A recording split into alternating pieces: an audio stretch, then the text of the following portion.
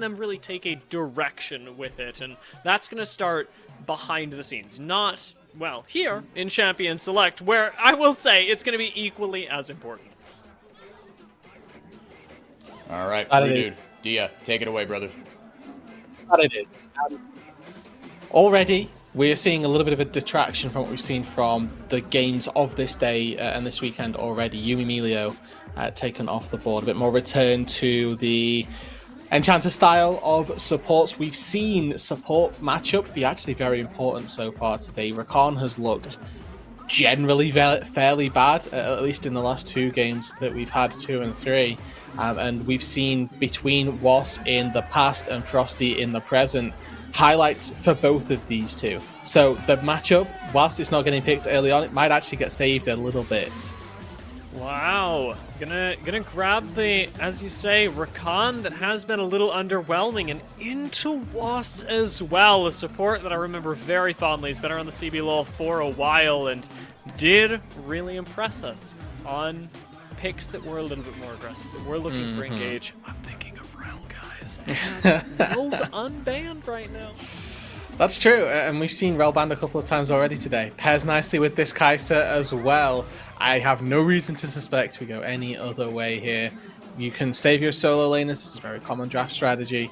And the question for Red is now, what are they taking probably as a jungle match? How are they going to facilitate Aegis? Options are Kindred for me as a number one priority, because Vi obviously very telegraph dive, Kai'Sa the same sort of thing.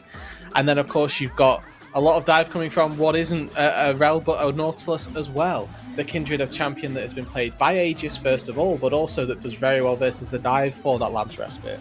I'm getting nervous, and honestly, as we enter the next phase of bans, I am hoping that Red ban Ezreal, not because they need to, but because I need them to. Liberty's composition yesterday was not it, and I'd like to see that changed with a Nocturne hovered as a potential answer into Vi. We're answering dive for dive.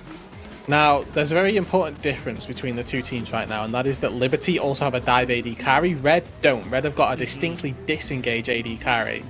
So there's a very real world that Liberty try to dive, the lights turn off, and then Juliera is just left without a champion to ulti to. Not because there are no plasma stacks, because he cannot see. Certainly true, and unfortunately for him, he's probably going to be getting a Nocturne directly in the face immediately afterwards. Now, the other thing, as you said, is that Titan on the Xayah has been largely pulling this team together, where when Red are playing as a unit of 5, when they're winning games at all, it's because Titan is alive, and it's because Titan is doing Titan things. This has been the story of Red for the entirety of Split 2 so far. It's been a very short time, but while we're picking up the Xayah again, I'm not even looking at Titan. This is a known quantity that I have on my screen now. I'm looking everywhere else to see if we can make this cleaner and not be relying on just the superstar AD carry. As we head into our second round then of bans. Varus ban, when you see Kai'Sa, suggests to me that Kiaria's been cooking some secret sauce in that top side of the map. Varus top a actually very good answer to Cassante and tanks in general up on that top side. Now we see Sion and Cassante both banned. Ornn is an opportunity here for FNB. It pairs really nicely with a Nocturne. Is a very good tank on that top side to facilitate dive once again. And whilst it may not be CBLOL of them to go tanks into the top side, it would have been a safe blind pick had they want to save that blind, or save that counter rather, for Envy in the mid lane. Speaking of safe blind picks, Annie. Boom. Slam that, get yourself a clean mid laner.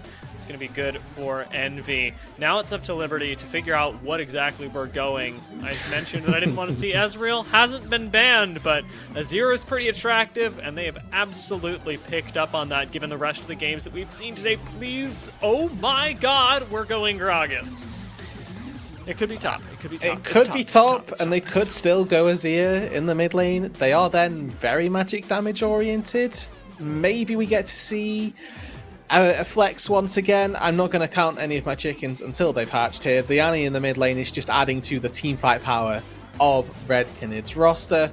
And if they can pilot this 5v5 that they've already drafted for themselves nicely, they should be good to go as Liberty rounded out with that Gragas in the mid lane, and therefore a Renekton to go into the top side. Blind for Chiari, but a carry all the same. Potentially going up against a Kennen counter pick. Absolutely available for FNB, and if there is a pick where FNB would be able to demonstrate his laning and teamfight prowess on the CBLOL stage once again, it has to be this Kennen that now can play incredible teamfight disruption. And when we think about the amount of dive that Liberty have, the Kennen pick is going to be invaluable. 4x4. What do you make of this? I mean, I want FNB to cook, man. I'm right there with you. I want to see this man fry some people on this Kennen. And also, this is a pretty short-range composition for Liberty, right? I mean, and Liberty have a lot of dive, for sure. And Red have some tools to, you know, be the dive, be the anti-dive. Like you said, Rude, the beauty of the Nocturne isn't just the dive and the upfront damage, but it's the fact that you don't let anyone see, hopefully, where that Kennen is coming from. And if you can't move because you have Rakan and Anti-CC coming down on top of it, that's how I want to see Red pilot this. I want to see them, again, if I'm a Red fan, I want to see them just smother Liberty. I want to see them not let them even play the game. Boys, I will give it to you. Have fun. All right, Rude, I'm just about ready to jump in there, and I know the players are as well as we load up onto the Rift. One of the matchups that I am going to be keeping an eye on is this bot side, Kai'Sa Nautilus versus Xayah Rakan. We've talked about how integral supports have been today, and Rakan's gotten the short end of the stick, but Frosty has also been one of our supports to watch this season in the argument for being one of the top pickups in the offseason. This would be one of the games to show it if you can sync up with the rest of your team and get this team fight oriented composition on the same page. Yeah, we have seen a couple of Frosty Rakan games already this split. He's 1-on-1 on the champion, and that's in the last 3 games. He's played 3 Rakan games, so the familiarity certainly there. And I like to see this pivot from Red to putting a little bit more stock in the rookie support to be able to find those engages. And you can see them all actually beelining down to that bot side early on. Liberty going for your 5-point fan. Point being that if Frosty on this Rakan is the one to look for and find those engages, then we need to see it be a little bit more consistent. 1-on-1 so far, obviously small sample size, but not that 100% win rate that Red would have liked at this stage in the game. Making use of our new ping system. Bait. Bait. Actually, please go and bait on this ward. We need to see if they have vision. I don't know what Liberty are going to do here. Lost walking forward, but the rest of Red have already disengaged, and nobody's taken any risks. However, with everybody showing on vision towards the bot side, AC is able to get an offensive ward to spot out Aegis' start on Raptors. Now, I do want to... Okay, we're fighting bot lane, never mind. Yes. Be okay. Did not flash that. He's low. He might die. Heal not available because they didn't take it. And wow, that just happened, Rude. Avenge is here. Watched that happen. He has Q level 1. Oh. Now, this is awful for Liberty. I need to see if Avenger misses XP mid lane. If he misses XP, then it's actually just fully doomed right now. I think Envy's playing this so well. He gets the experience and then the Avenger doesn't. I think that's fully curtains for Liberty's mid lane. Pit, let me see the Gragas experience. It's fine. We're not going to know, but I've played enough League to kind of know. Gragas got no XP there. Yeah, Annie's hitting level 2 first, and AC's like, well, I've hit level 2, so I have to participate to stop this from getting out of control. Titan and Frosty, no, but they can't do much. Titan gets dodged behind and hooked back in. He has no summoners and will go down. That was betrayal of the highest order.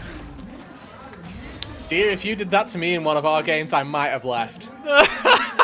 That's the type of thing that you would pull as well. I was going to say, that looks like something I have done to you. Yeah, Frosty had an oopsie there. Now, the beauty of Rakan is that you have a dash to get out to safety. Now, Frosty unfortunately used it directly behind his AD carry and got Titan killed. Maybe there's a world where Frosty could have absorbed the hook and then used Grand Entrance to escape. That would have been the better sequence of events. Unfortunately, that entire lead that Titan and Frosty built up for themselves in the level 1 gets immediately evaporated because Juliera didn't miss any experience. He's also able to crash a good wave, go back to base with an assist in his back pocket, albeit, but this bot lane got a lot more even a lot quicker than I was expecting it to. And props to AC for being able to pull that off, but look at what it's costing him. Aegis is taking the entire top side of the map, and Frosty has just dipped back into his blue side jungle to make sure that Reds is safe. Now AC's finally going on that late invade, but Aegis absolutely got this off, and AC's not even going into the jungle. This is terrible for Liberty's jungler. Early on, the Zyra Khan can also establish push down on the bot side, so it's very easy for them to try and collapse if they have vision on this. As we see Aegis very wisely now pathing all the way down to this bot side, and AC, not an unintelligent jungler, sees Aegis cross through mid lane, knows he has to get out of there as soon as possible, and really nicely played by the red jungler there. Exactly what you want to see is, well, do I have a bot side? Yeah, I do. Perfect. I can push forward and steal away make sure that my blue buff is safe, and then of course be able to secure the top side camps away from the Vi. Of course, this is all of this to say that I'm actually very happy with how Avenger specifically has got through this early laning phase. I don't think that Annie is necessarily the biggest lane bully, but the fact that he's, full HP, actually he TP'd, never mind. The fact that he's even in CS, despite missing that experience, is still a good enough win for Liberty, given the really bad disadvantage he was put on early on. Yeah, it was not a good look for Liberty, and they've made steps to recover. I do appreciate that even AC has not rolled over during the early game, but Frosty shows up topside, and these two are actually going to spot each other. He's like, you're not supposed to be over here, and Aegis is going to get that information now. He's going to save a camp, just given the fact that Frosty was able to see this, and waltzing right back down to the bot lane. Support's job is done. That's why he saved his own life earlier. They're both saying that to each other. The support and the enemy jungler walk into the top side, and they're both like, you're not supposed to be here. Well, now hold on a second, because you're not either. It's a little bit early for Rakan to be top side of the Rift. However, like you say, the camp is protected, and again, just that one roam is not only protecting Aegis's Krugs, but also giving a lot of solo experience over to Titan, because the wave was under the turret. He's more than happy to be able to pick that up for himself. And since Frosty is dinged level 3, that's all you need to start making those plays around the map. Now, of course, there's going to be potential repercussions of this later on when we get to Rift Herald fights. That level 6 marker may not be hit. Avenger's just dashed in here. I'm surprised we didn't see Envy just unleash the Tibbers. Suggests that they're potentially looking for a dragon in the next couple of minutes, or next couple of seconds, honestly. I know you guys have been hearing us talk the whole time, and it's only 1-1. You must be going, this game hasn't been very action-packed, and yet, I mean, we just haven't run out of these macro moves to discuss, because that's been where the game is really being played, on the chessboard of Summoner's Rift. Aegis shows up into the mid lane on another transition through to, I imagine, pick up the Scuttler and establish dominance in the top spot, but it does give Liberty the opportunity to walk in here and start up the dragon, the opportunity to strike back. Alright, a little bit perplexing to me, but I don't think that AC really has too much to accomplish elsewhere on the Rift. I do think that Red could have definitely contested this. They gave this up for a topside Scuttle Crab, so it's a win for Liberty, and one that Aegis isn't really going to be able to combat on the top side of the map. And speaking of that top side, I do want to dive into this a little bit, because FNB, so far, we sort of touched in the pre-game, had been given a lot more tools in the draft to be able to have success this game. So having a decent enough laning phase up against the Renekton, had this counter pick for R5, and going back to the point of we need to see FNB be the super carry, he hasn't really been facilitated for that in games gone by. He's played 2 games of Gragas, 2 games of Cassante, and 1 game of Sion. This is his first game of Split 2 on a true carry, and I want to see him perform. As of right now, he is setting himself up for success. The red bot lane, in a trade of their own, is going to get Frosty out at half HP. This one going a lot better than last time. Yes. You see, Frosty ate the hook there, and Titan didn't die. Snaps. That's a true king. First recall came through for FNB in the meantime. He started off with the cull. He's already got it most of the way completed, and now gets to sit back with the Sork shoes as well for a little bit of extra magic pad. It is clear what FNB is looking for. It's the team fights. It's the big damage ultimates. And Chiari can't really do anything about it. And importantly as well, this isn't static shiv cannon, and you may be thinking, rude, all of his scalings are AP, why would we see static shiv cannon? It's LeBlanc all over again, but you just have insane wave clear. Cannon this time is full AP. This is, from the get-go, the ability to teamfight, the ability to make a impact in those 5 versus 5s, in those short order skirmishes as well. Anything in between, Kennen wants to throw down, and with these items already picked up, has the tools to do so. We finally see the delayed objective trade as well. So much so that I almost hesitated to call it that before going, you know what, makes it sound good for Aegis, and so I'm going to make it work. But Rift Herald being picked up as, again, finally a slow answer to the Dragon from earlier that was given over to Liberty does give Aegis, as he has level 6, once again, the ability to make a play and make the impact of that play all the more devastating. Oh, here we go. Got a little bit of action going on in the mid lane. Flash away from Avenger. Might save his life, but he's slowed, he's feared, and somehow he's alive! Aegis is the one to go down, and the Liberty Goon Squad arrives just in time to pick up 2 kills. And it's the Wasp roam that makes the difference. Avenger probably wouldn't have died there, but Liberty definitely don't get 2 kills if that Nautilus doesn't show up. Beautiful counter engage from AC, recognizing where he needs to be at the exact right timing. This mid jungle 2v2 was always going to be volatile when the mid laners dinged level 6. So much playmaking potential between the Cask and the Tibbers. Finally we get to see it, and finally we get this replay as well. You can see start off with Envy, a level up over Avenger, but manages to ding before the fight comes through. The power of that Gragas is in just those base HP stats, able to barely get out of dodge. You can see Envy flashes in here, and base auto attack damage of an Annie, not quite good enough. And this is also another reminder to everybody at home, when you're in combat, suck those biscuits.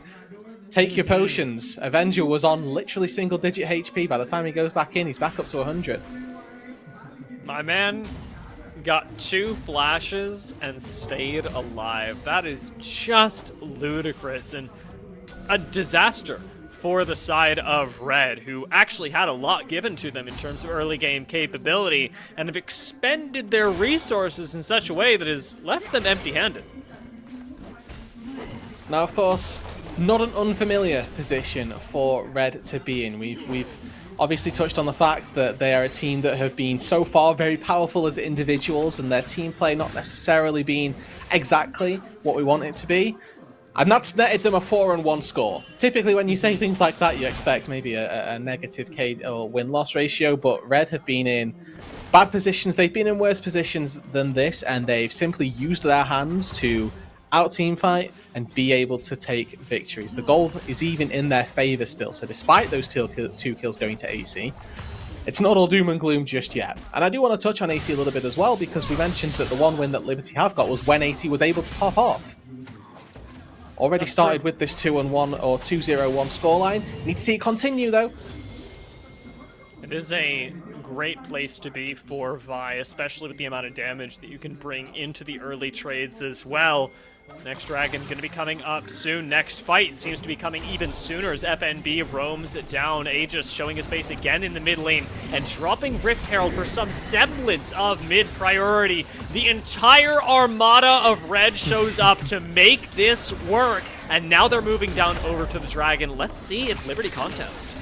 1 plate for Aegis. That is the sum total of that Rift Herald usage. So 175 gold for the jungler. The Dragon already started. Liberty are here to contest, and no TPs for top laners.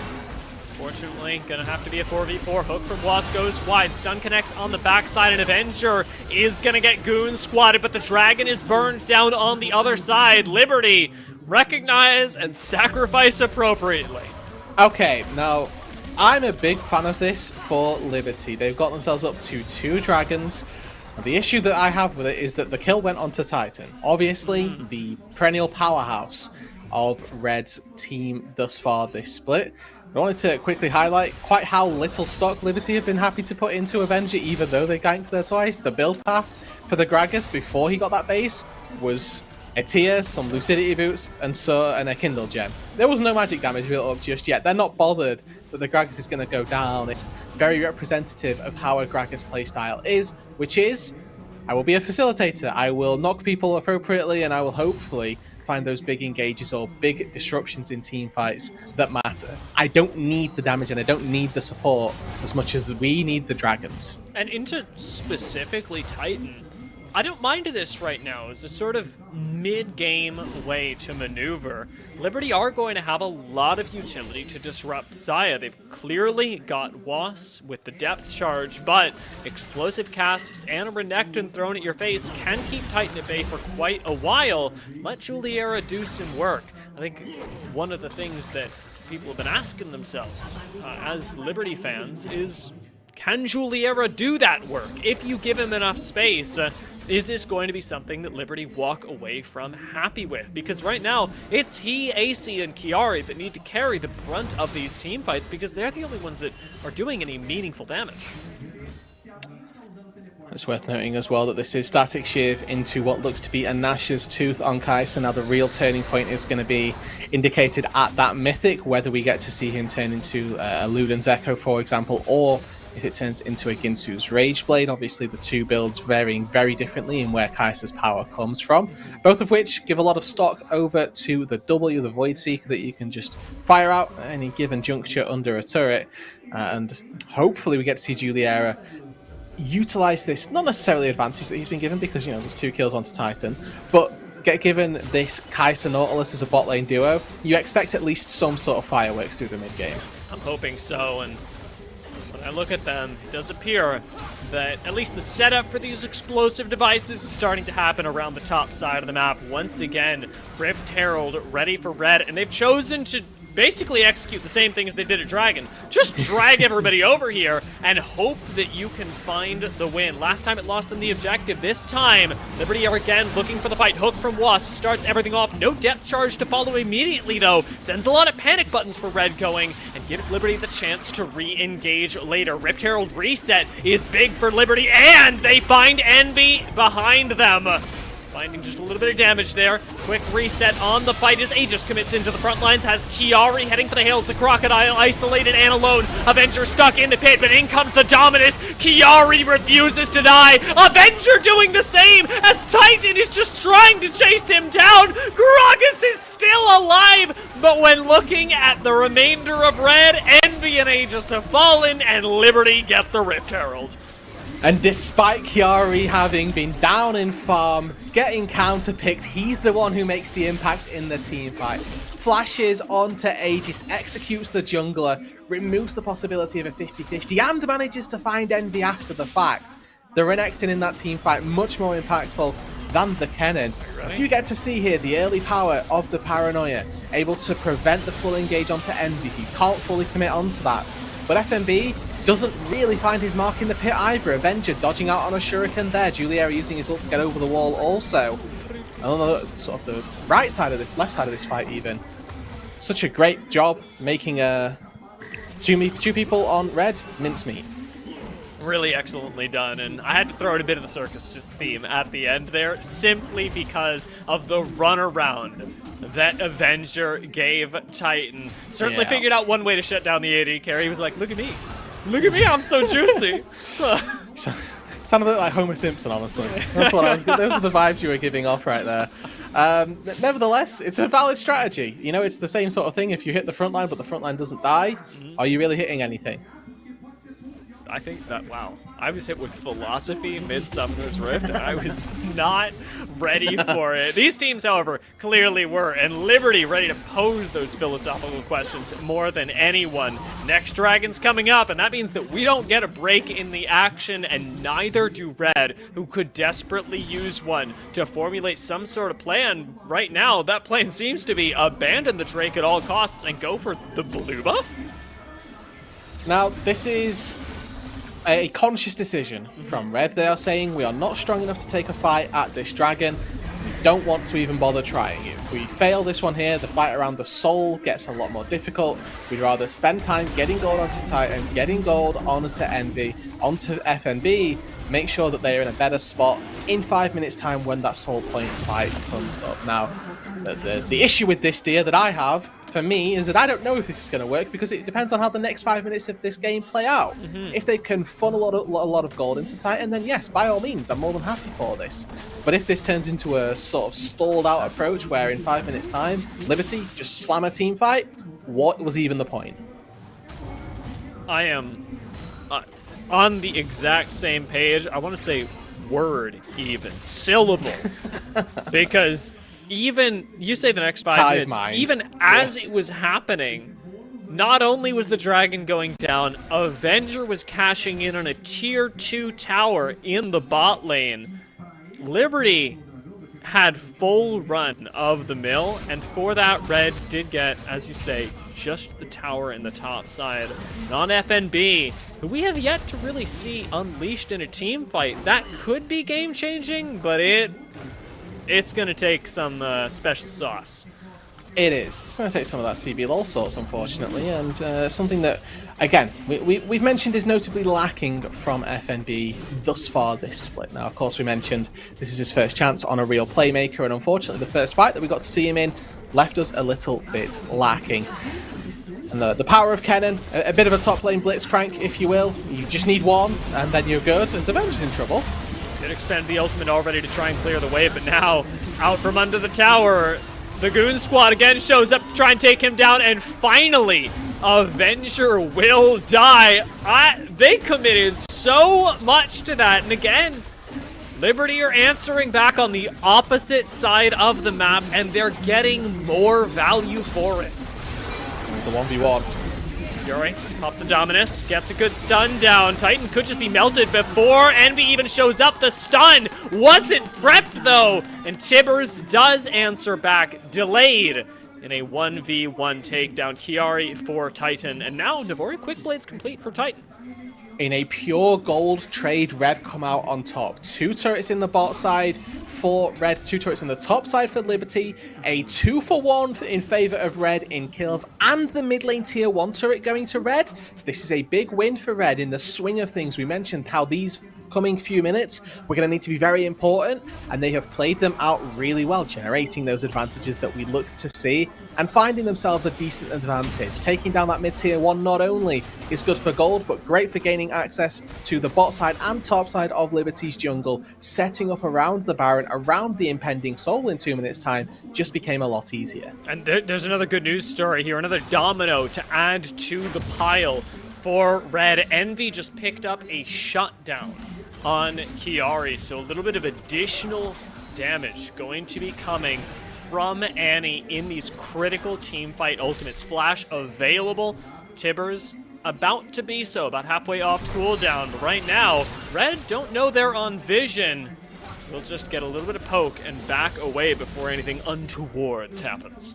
So it looks like Juliera is heading toward that Rage Blade as a second item, or third item, but he does have upgraded W evolve now, which means that the cooldown on that is reduced by 77%.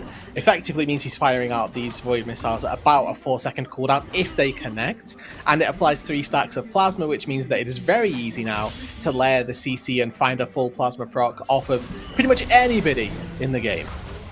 Trying to find one on Aegis, but Spell Shield has been really good to him so far. Finally going to get cornered in the jungle, and with no flash on Nocturne, the wall is so tantalizingly close to providing safety. He will go down. Liberty will grab a mid lane tower and transition it immediately into a Baron.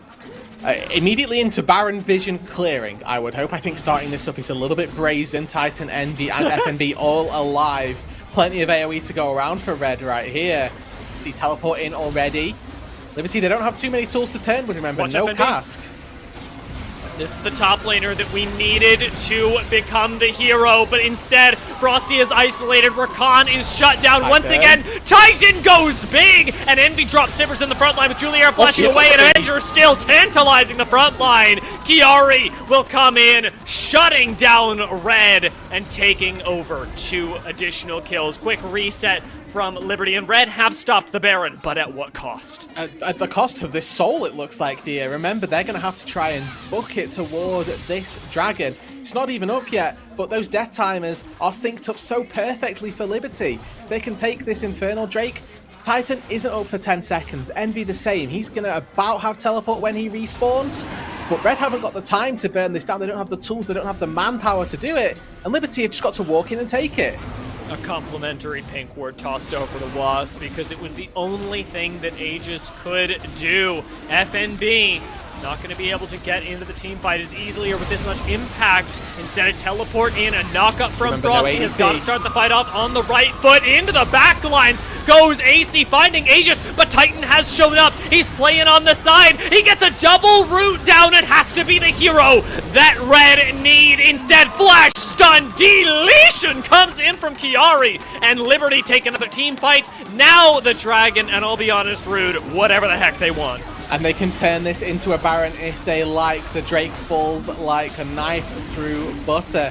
Head up toward that purple worm. Secure yourself a second objective. Why the darn hell, why not?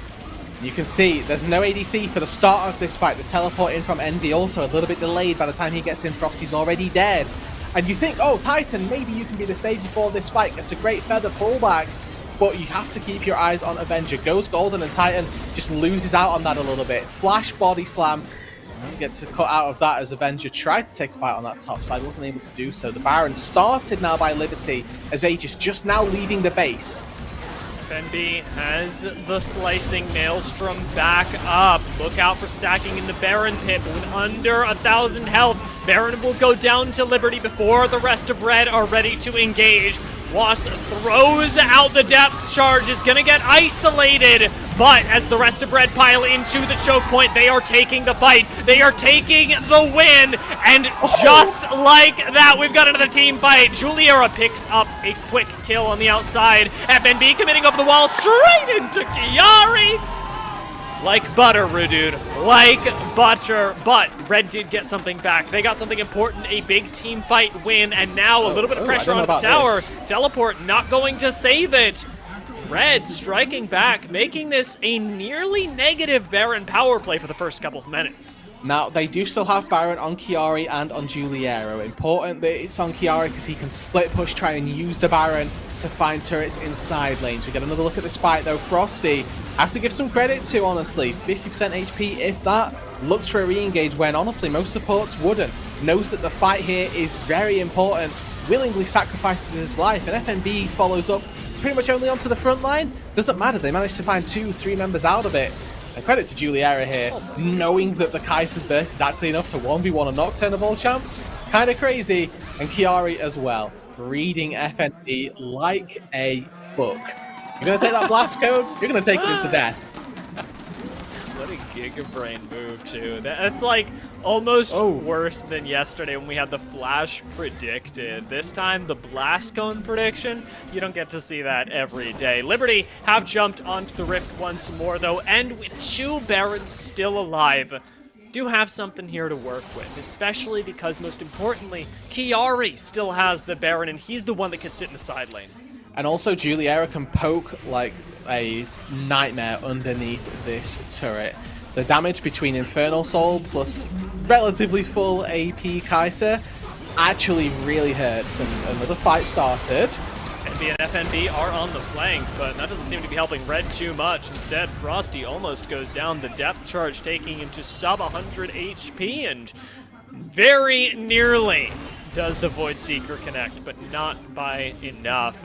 Liberty gets to push this again. It's a reset for them, a reset for Red, but one that is still favoring Liberty slowly but surely. 30 seconds on this Baron. The last waves now crashing for their play. They break open the base in the mid lane, force Red back for long enough so they're able to find access. The mid lane inhibitor falls. Now a pressure point, always available for Liberty. 5 minutes of pushing prio in that mid lane, and if they can break open the top side turret at the minimum, they're going to be very happy.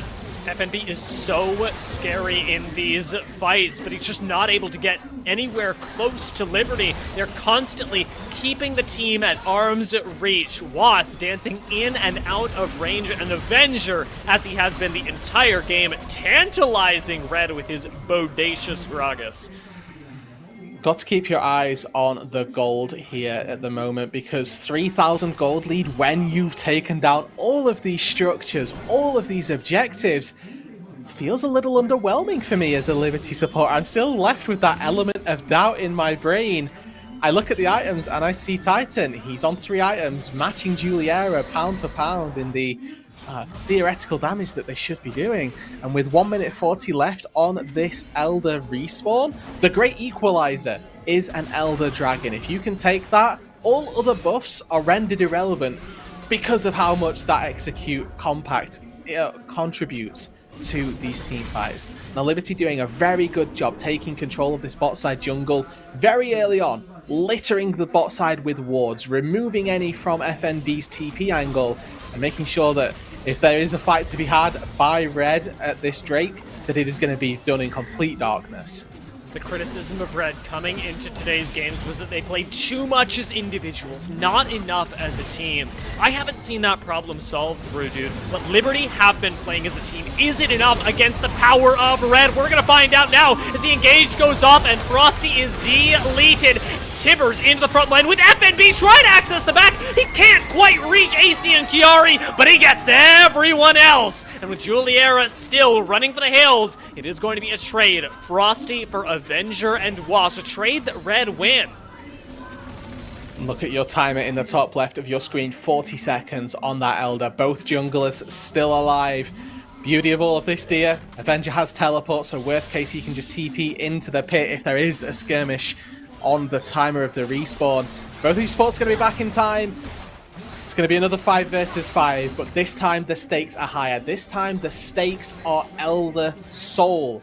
Take a quick look at your items, the important breakpoints for both junglers. They've both hit a stopwatch in their inventory. Neither AD carry have hit that 4-item spark. The real important thing is the fact that Liberty are fighting with the Infernal Soul at their backs. The last couple of fights, dear, that's not mattered and it's not gone their way. Will it be team play? Will it be individual prowess that prevails? Titan might not even get the chance to find out, as Aegis will walk into Chiari, teleport in as you called out for Liberty, will make them stronger. Avenger rejoining the squad. FNB. Juliera is putting out a lot of damage with these Void Missiles. The poke is actually very important. If you land it onto Titan, land it onto Envy, that poke sticks. Oh my god! Hitting Titan, that's the go button for Liberty. You know that the AD carry can no longer access the fight, and it's 2 quick deletions, 1 on FNB, 1 on Frosty, and Titan forced to flash away into the mid lane, leaves Liberty large and in charge of the Rift, of the Dragon, of the Elder Soul. Aegis still has Splash, but no ult to get into this pit. Chiari can try and run Anchor, but he's low on HP. It's difficult. He flashes! He gets Titan! What a monster! Aegis isolated now on the outside is going to be jumped on by AC. Liberty are taking no risks here. They are not opting for the 50-50. They are hunting down Aegis and destroying him before the Elder Dragon even goes down. Beautiful play by Liberty, and Juliera in his rookie year in the CBLOL, starting these fights on a Kaiser of all champions. You highlighted it perfectly. 1 W hits, the team connects, the team goes forward and they take the fight. From what was a absolutely disappointing split number 1, Juliera has stepped up, not just in this split, but in this game specifically, putting the team on his back and giving them all the tools to find all of the engages.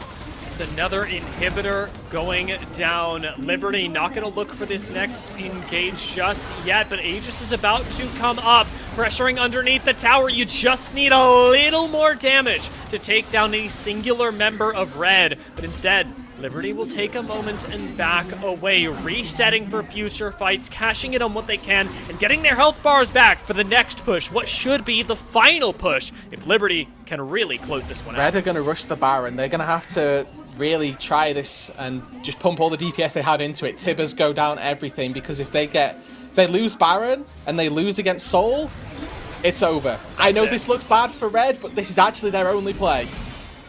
Frosty spots out the approach as AC threatens getting into the pit. Instead, they're going to stop by for a quick pit stop, deleting Frosty, and now hunting down the rest of Red. Titan does jump up into the sky, looking for the Feather Storm. He ends up surviving for a little while longer. Isolates Juliera. Is Titan him? Death Charge is going to connect, but going golden just in the nick of time. Juliera does clap back. How does Titan keep doing this? Even with this incredible AD carry, Red are still being torn apart by the team play of Liberty. But is it enough? We're going to see Aegis fall. FNB, the last man standing.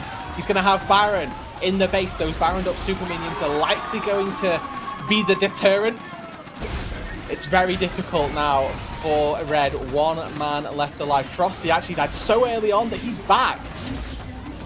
Teleport in this time from Avenger with Wass's hook not connecting. I'll be honest with you, Rooted. I don't think they can finish right now. We've got another inhibitor up, but flash forward onto FNB. In comes the slicing maelstrom. We're triple tower diving, but FNB is the difference. A double kill for him and a signature finish as Was does get the kill, exiting the base. That was too deep, too fast, Rooted. It may have taken us 33 minutes, dear, but I think that everybody is performing at their apex in this game. The disadvantages set aside for Red, they are doing their darndest to not lose this game just yet. FNB under the turret, slicing Maelstrom, takes down 2 of them, and Liberty, with the Elder, still can't close. The decision making once they took the Elder, just a little bit wrong. They could have gone to the Baron and had both buffs to try and push forward with. Instead, they go for an end that they can't go for. They don't have the tools to finish off the game underneath 2 Nexus turrets. And we're going to go back into this game, dear, largely at equilibrium. Once again, despite all of these neutral objectives having gone Liberty's way, despite Red's base being an absolute shambles, the gold, 2,000 gold apart. 35 minutes into this game, 2,000 gold is pennies. It does not matter. Titan, 4.5 items, working his way towards what you have to assume is going to be a Guardian Angel to keep himself alive. I'll tell you who's making the difference right now as well. It's Titan, who in that fight was able to trade out kills with the help of Aegis and take down, most importantly, Juliera. Had Juliera been alive for that push, that dive into the Nexus, Liberty could have been walking away with this game, but Xayah makes the difference, and Titan has got to do this once again, hopefully with the help of FNB, who's clearly got the sauce, the CBLOL sauce, with this slicing Maelstrom. Envy caught, he's just dead. No way he survives this. Big Chivers does do a little bit of extra damage, but Titan and FNB not able to get in there, and you know what that means. It's so they don't get to invite. This fight had been so close, this game had been so tense, and all it takes is Envy just stepping a bit too far forward. Avenger has been lethal with these casts. Titan in the last stand. Watch FNB though, he gets a triple ultimate and yet can't finish off the kill. That's Titan, true. However, does win the 1v1. He jumps forward. Titan is making the difference once again for Red. How does he put this team on his back? FNB and Aegis still alive. Kiari, however, has respawned with half HP and they can't fight him. Not yet. The Nexus under threat. Kiari trying desperately to end the game, and FNB and Aegis will come in and stop him. The fear threat enough that Kiari has to disengage. How do we keep getting more of this, Rooted? How is this possible? We have been blessed on this day, dear. Another 5 versus 5 between these teams is almost certainly on the cards. 50 seconds on the Elder. Everybody's going to be alive. The base once again of Red absolutely destroyed. Just a Nexus and some top turrets left standing. Look at those inhibitor timing respawns. Bot is going to be up when this Drake happens. Mid isn't. And it's all off the start again. Envy caught out, not where he should be, not able to contribute to the fight in a meaningful way. Frosty there to try and support. Unfortunately, you just have to sacrifice your mid at that point. They've gone too far forward.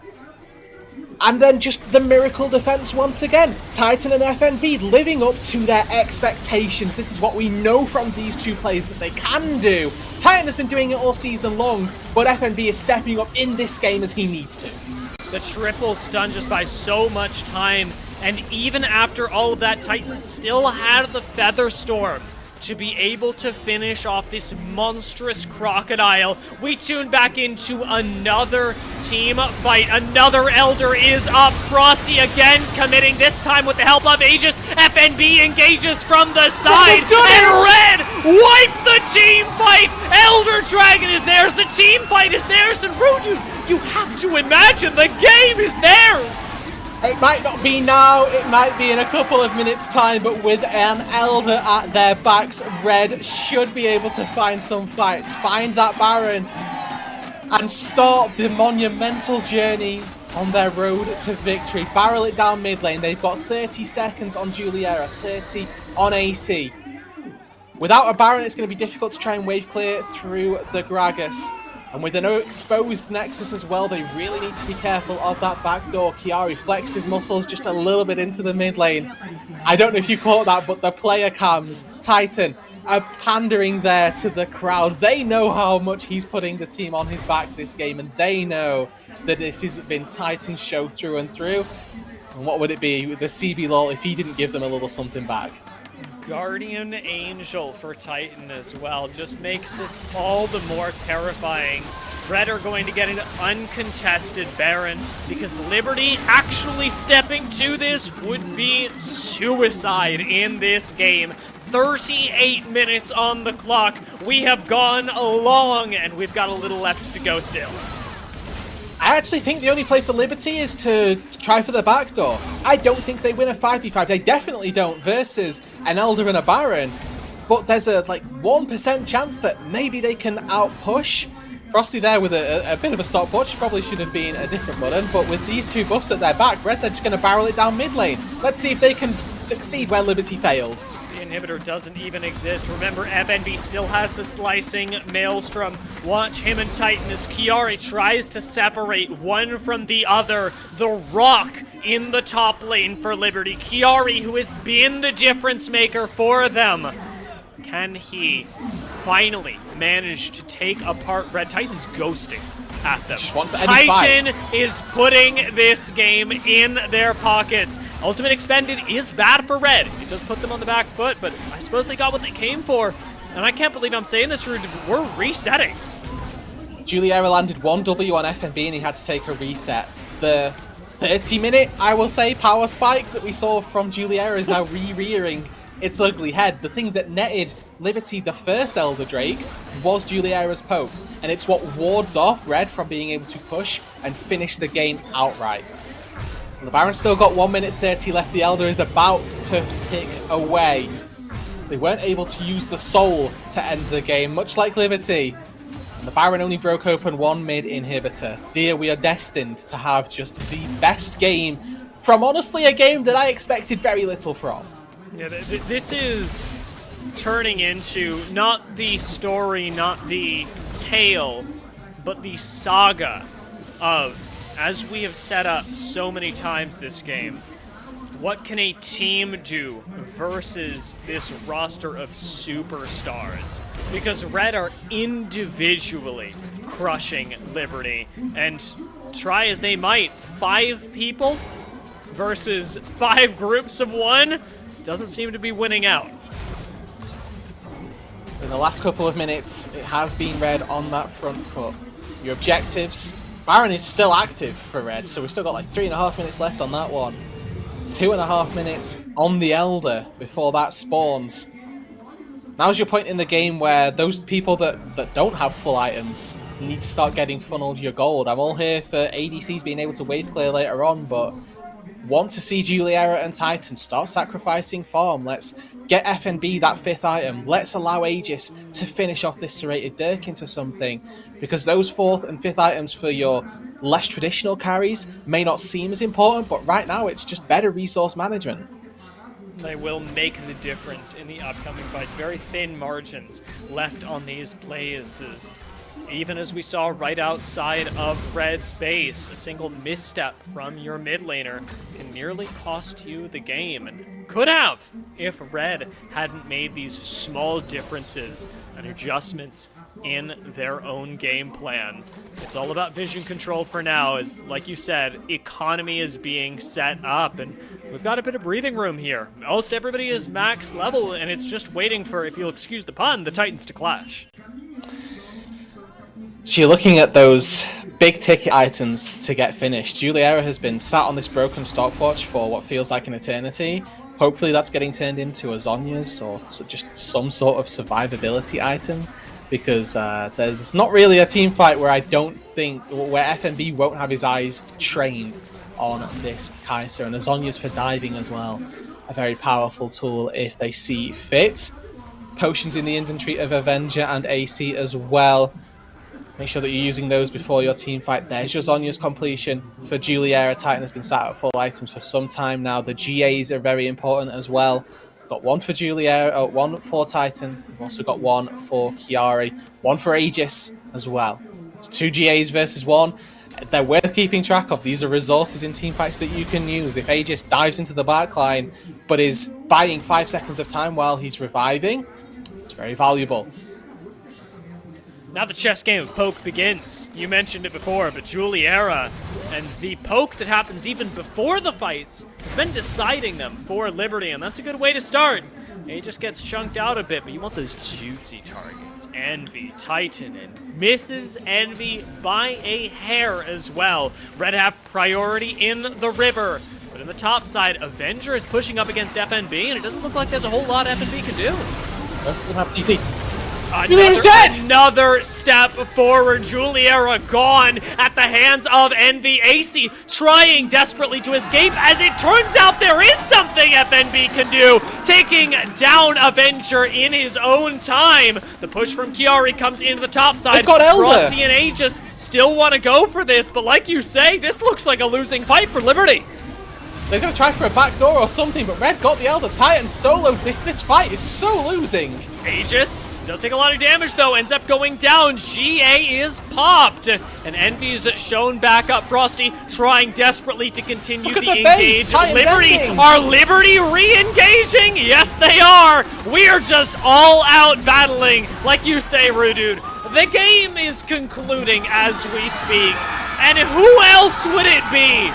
Who else would it be than Titan, who has placed this game on his shoulders and takes Red to yet another victory?